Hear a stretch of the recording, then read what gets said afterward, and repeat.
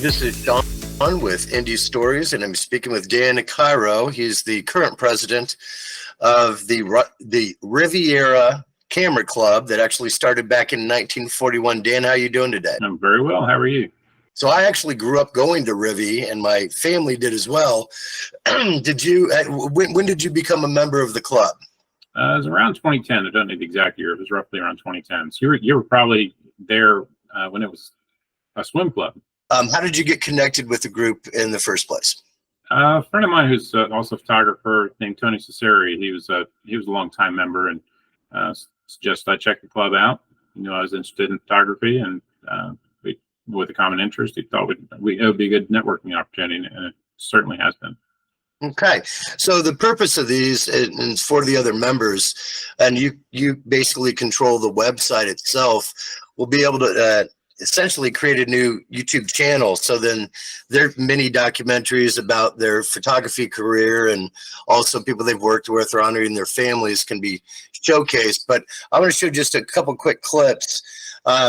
We also help Nashville, Indiana with business histories and local legend stories. This gentleman's kind of like Bob and Tom of the Bloomington, Nashville, and Columbus area. He's got the morning show, but now he's got these cards to be able to hand out his story to people. Here's a shot of a 100-year-old client of ours that just had his birthday about a month ago. We had done face-to-face live stories, but this was able to be handed out at his 100th birthday to all the guests, so then they could go and basically hear the backstory. And here's a couple famous people that are known in Indianapolis: Bobby Plump from Hoosiers and Dallas Clark. So dual interviews with individuals, and the Unser family actually had us do 50 different documentaries about them, including Mario Andretti and Michael Andretti and Doug Bull's the president. And a location that's in Meridian Kessler is the Meridian Restaurant.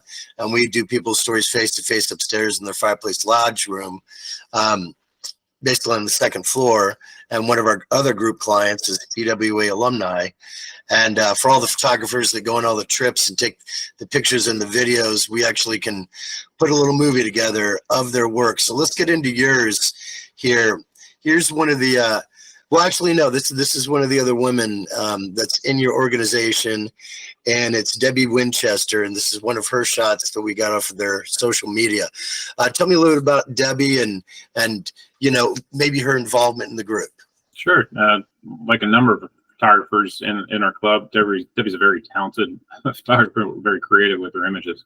I see a lot of nature photography from Debbie. Debbie's presently the secretary for the club, getting our newsletters out and communications to the club members. It's a very vital role. But her images are really very inspiring, and lead you to challenge yourself to. Now, was this at the Exotic Feline Rescue? I know when I came to your meeting about a month and a half ago, they were talking about going there. Do you guys often go there? Is that next trip back? Has that already happened? We actually, yes, this image is from just a couple months ago. So yes, just took this in March. But we've been there a time or two. It's not all that often that we've been there. It was my first time visiting. It's really incredible. It's they could certainly use the support, and visitors help to support their mission. We had an incredible tour, and it's amazing to see the wildlife there. It's not only cats, but presents a number of photographic opportunities as well. So, like this particular shot, it looks like she's in the cage. How would she? Oh yeah. Without the fence or the bars. Oh yeah, you have the opportunity to get right up on the cage. So basically, they could come up and smack the wire, and you better back off a little bit. I wouldn't want to spoil your experience for you, but it's worth visiting. All right, so here's one of the divisions that you enjoy, which is aerial photography. Where was that farm shot, and what were you in above the farm to get that shot? Those two farm shots are two different places. So the first one is or the larger image is near Cicero, Indiana, and the one to the left is near Bargersville, Indiana. And I'd always wanted to get a shot overhead of the harvesters in action, and the video is very interesting to watch as well. But I have a couple of drones that I use for air photography now. It's a lot less expensive than getting a plane up in the air. But it was just opportunistic. I wasn't looking for the larger image. I wasn't looking to take photos that day, but I came across the case where we're out in the country, and these guys were out and moving. I turned back around and was able to get a few shots with some decent lighting.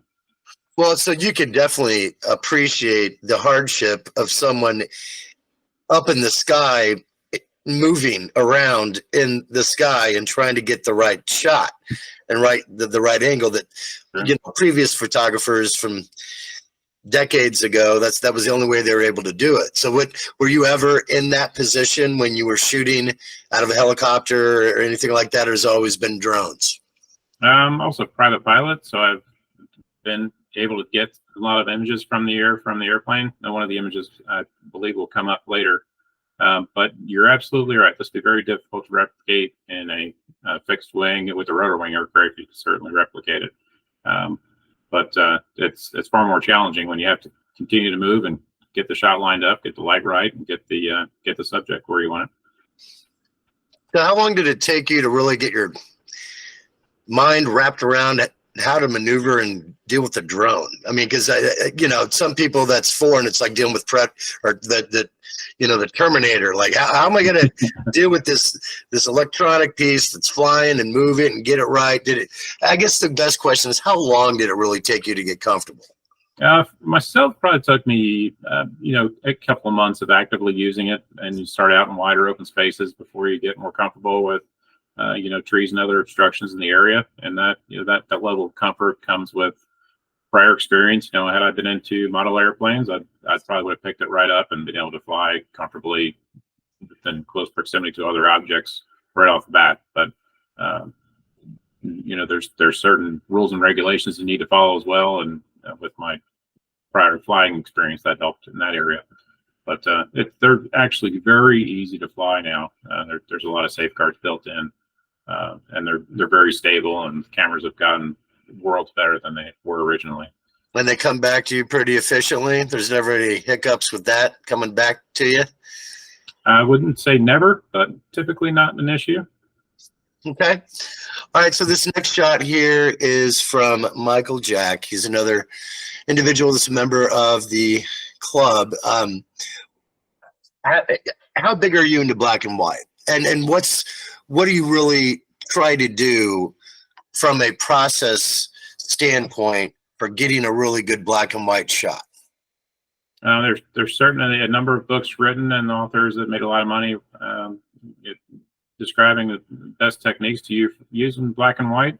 I certainly don't consider myself an expert in that area. I do enjoy black and white, but it's not typically one of my go-tos. Michael's one of those folks that really mastered it. His landscapes are amazing. Really, all of his images that I've seen are incredibly amazing. But there's a way to do it to balance the tones and not only the composition, but to make sure that you have an appealing image at the end with the proper balance. Yeah, there was, I'd say probably 3 or 4 posters in my room growing up of Ansel Adams. And his contrast was gorgeous, and being able to get up on top of those mountains. And there's a lot to be said about getting to that tree. What did he have to go through to get to that tree and to get to that shot?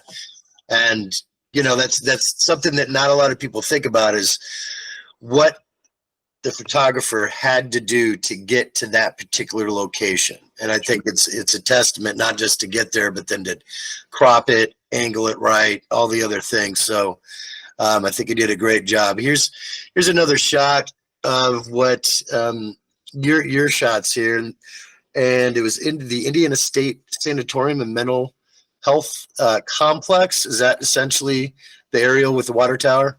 That's right. That's out near Rockville, Indiana, and that was a tuberculosis hospital back in the day, probably 20s and 30s. Operated for quite a long time until the state just called up and told everyone to pack their things and leave.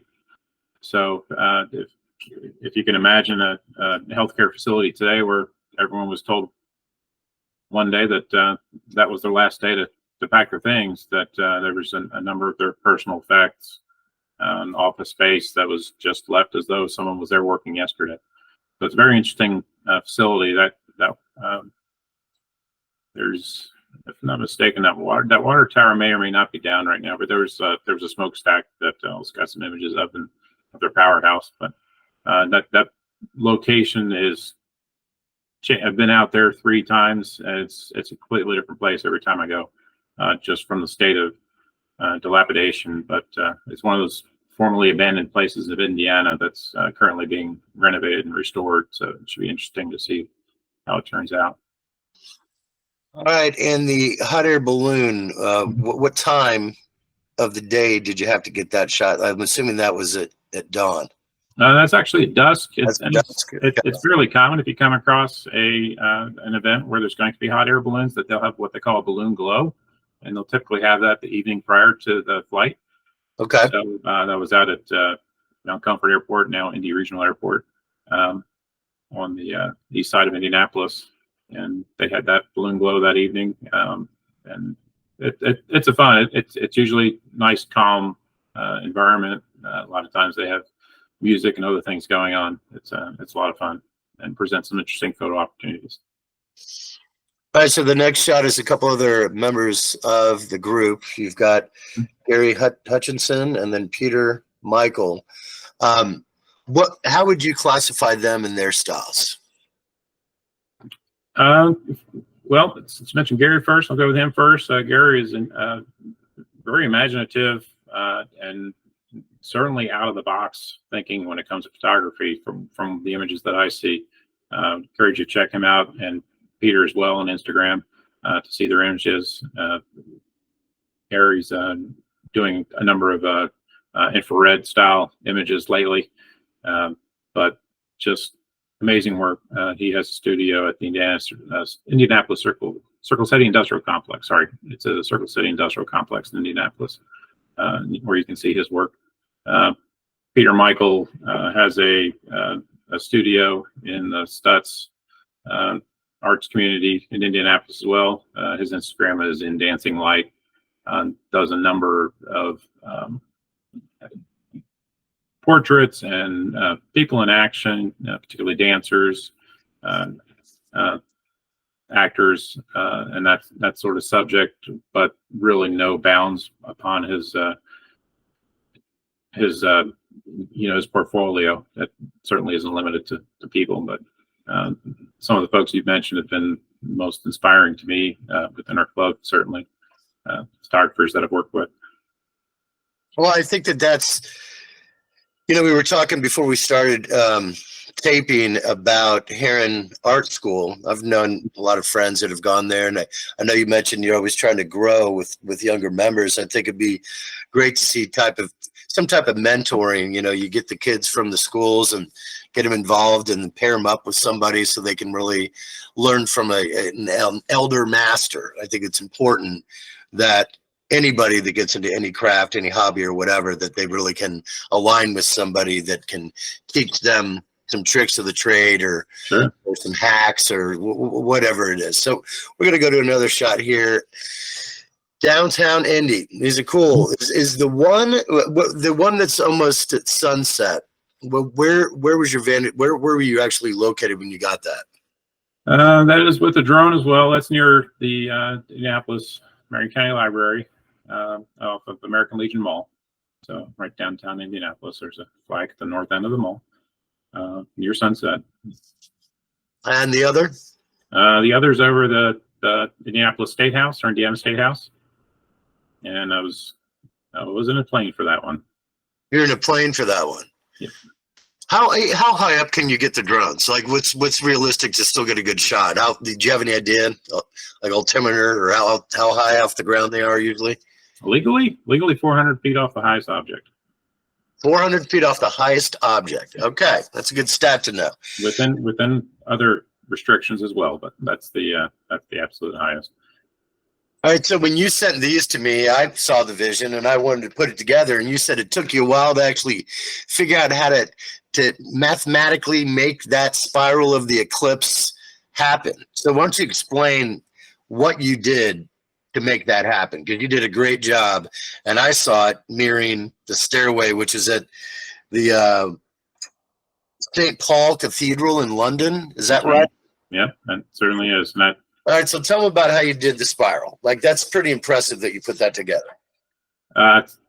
thank you. So I challenged a coworker to help me develop something that was symmetrical and mathematical, but those plans fell through. So I ended up likening the shape that I was after to the shape of a nautilus shell. So I laid out the pattern of a nautilus shell and then spaced evenly the spherical shape of each eclipse shot. So each eclipse shot was taken. I took shots every 2 minutes apart, but didn't end up using all of those images. So these shots are approximately 4 minutes apart. So everybody that was in the eclipse path tried to take a picture with their phone or whatever. Like, people tried, some worked out, some didn't. So what did you actually have to do? What type of camera, maybe what type of filters, like what was behind the scenes for what you had to have to get those clear shots? Well, in order to take an image of the sun in any state outside of the totality, it does require some sort of solar filter. I used it looks like a piece of mylar essentially, but it's a filter you would not otherwise be able to see through if you weren't looking directly at the sun. So that's on the end of the camera lens.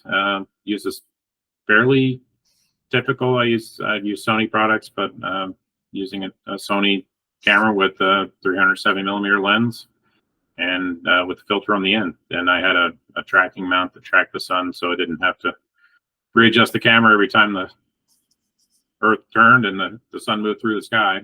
So it helped me maintain that, and I just had to focus on the timing of each shot. I actually had a timer set. Turns out my camera could have done all of this, taken all these images in the interval that I needed, but ended up using a separate timer. And then every time the timer rang, I went and take a shot. I took a shot. But it's recommended for the first eclipse that you've ever viewed to just sit back, relax, enjoy it. Don't worry about taking images. I took images of it and I enjoyed it. I enjoyed every minute of it. The gentleman who introduced me to the Riviera Camera Club is still a friend of mine, and for the 2017 eclipse, he and I flew down to Duke, Kentucky, or Tennessee, just to see the 2017 eclipse, and took shots of it and enjoyed the heck out of it as well. Well, I think you did a great job. Thank you. All right, so we're going to move on to the train in Bloomfield, the tulip trestle, and also that little Alaskan fox. So was that a drone shot for the train? It was. Yep. You'd be very challenged to get that shot without a drone. Did you know the time of the train, that you were specifically knew that it was coming at 6:14 and you were going to get the shot? Or were you already shooting something else? Like, what's the backstory in getting the shot timed correctly? So Michael Jack had mentioned this tulip viaduct is another name for this trestle. And I've lived in Indiana since 1995, and I've really never heard of this place. But he mentioned it, and I was like, well, I have a motorcycle, and you don't need much of an excuse. Take a motorcycle ride. So I took a ride down there, and almost like the shot of the harvester, I wasn't going down there to shoot anything, but I had my drone with me, and while you're in a valley, and when I was in this valley, I could hear a train whistle off in the distance, and it was just really the trestle's impressive. It's if it's not still, it was the largest, or the longest trestle span in the country, if not wider area like North America, and it's impressive in itself. And when I heard that whistle, I was like, "Are you kidding me? I'm going to be able to see this train coming across." So I quickly got the drone out and got it up in the air and took a shot. This train actually goes right. It ends up. I tracked the rail back to see how on Google Earth to see where it originates, and it ends up going right by my house.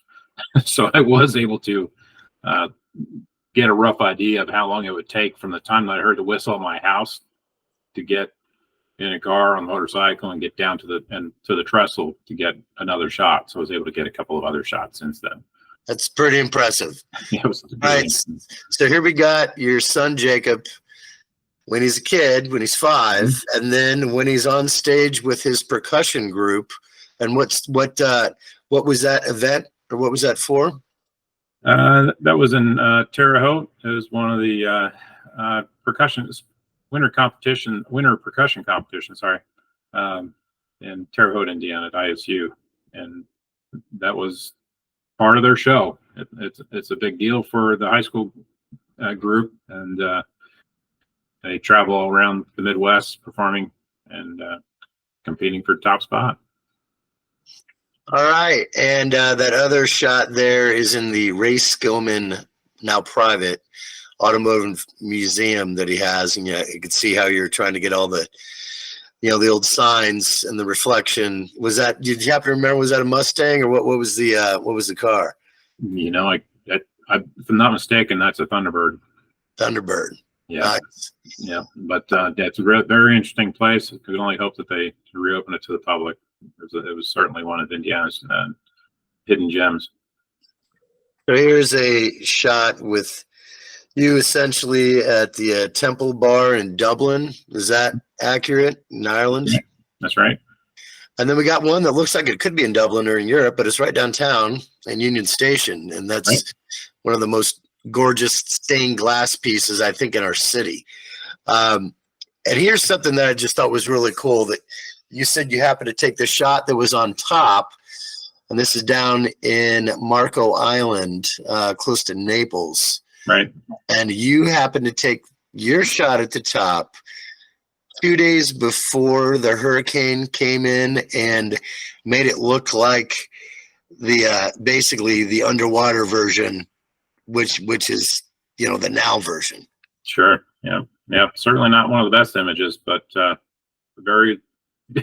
It's safe to say it's one of the last images of that unusual structure that the dome homes, or the dome home. That was very cool to see. We weren't expecting to see it. I had a camera with me, and like everyone says, best camera to use is the one you have with you.